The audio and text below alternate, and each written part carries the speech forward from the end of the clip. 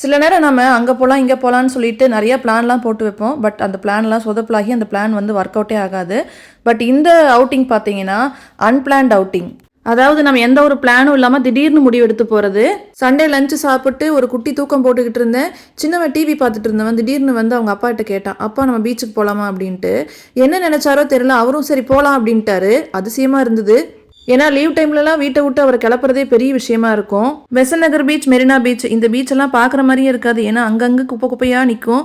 அந்த பீச்சை பார்க்குறதுக்கு நம்ம கம்முன்னு வீட்டிலே இருந்துக்கலாம் அப்படிங்கிற மாதிரி தான் தோணும். கொஞ்சம் மாதத்துக்கு முன்னாடி என்னோட சொந்தக்காரங்களாம் வந்தப்போ இந்த பீச்சுக்கு போயிட்டு வந்தாங்க. ப்ளூ ஃப்ளாக் பீச், இந்த பீச்சுக்கு தான் போயிருந்தாங்க.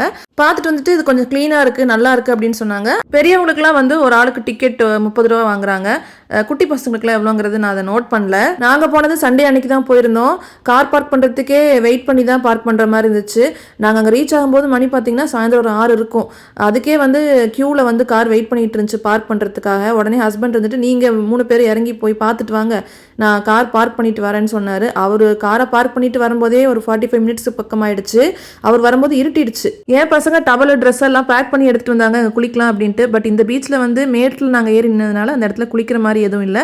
பட் குளிக்கிறதுக்குன்னு தனியாக அந்த பீச் சைடு வந்து இன்னொரு இடம் இருக்குது, அங்கேயும் போய் குளிக்கிறனா குளிக்கலாம். பட் அவரும் வரத்துக்கு லேட் ஆனதுனால சரின்ட்டு ஒரே இடத்துல உட்காந்துட்டு இருந்தோம். பசங்க கொஞ்சம் போர் ஆன மாதிரி ஆயிட்டானுங்க.